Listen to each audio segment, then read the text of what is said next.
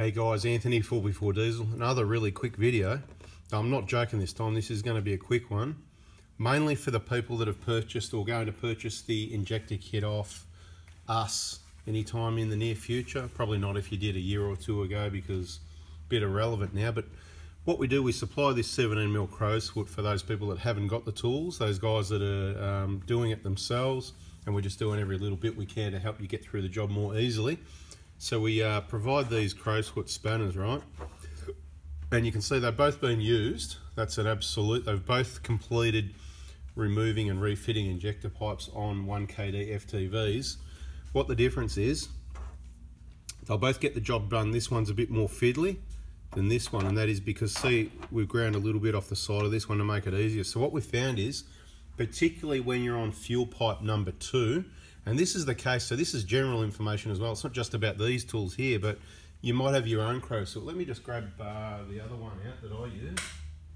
I'll give you an example. It's kind of, this is a Sid Chrome one, and it's different again, but used this for years, and I'm not sure why, but it's the other side that I've grounded. You know, it's a lot thicker, that one, and they don't need to be that thick. You know, you don't need that much material to each side.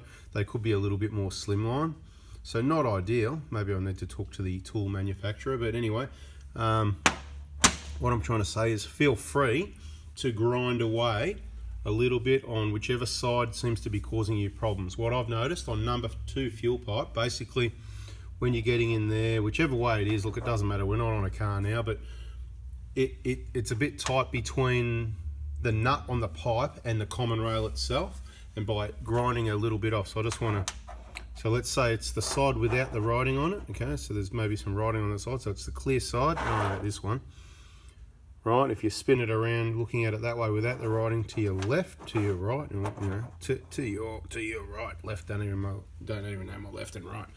Okay, so you can see we've only taken probably, I reckon it's lucky if it's a millimetre or two. Can you even see it? You can barely even see it, right? But I suppose that's all it took, and it did definitely make a difference. So what I'm going to do when I've got time, I'm going to go ahead and grind some of these off, but I'm not going to test them all. I might not take enough off, or I might run out of time and be sending out more injector kits than I've had time to grind these down. And obviously, as they come back to us when you return these with the old injectors for your free contamination check, with all these, you know, little red caps and stuff like that we ask you to return, and there's a few other things, the dowel and the bubble, any good bubble wrap that we like to recycle. Yeah, as they come back, they're already going to be done. So they may come to you like this, already done. I'm just saying you're welcome to grind a little bit off the side. Don't think that it's an issue, and it could be a little bit fiddly if it isn't done. You'll still get it done, but you might have to, you know, change positions more times, turn it around the other way, and hold your tongue the other way, sort of thing. So there you go, kept it short, 3 minutes. Feel free to grind it. If it's got a grind mark already, that's what it's about. If you're having a bit of a difficulty at number 2 fuel pipe, maybe this is why.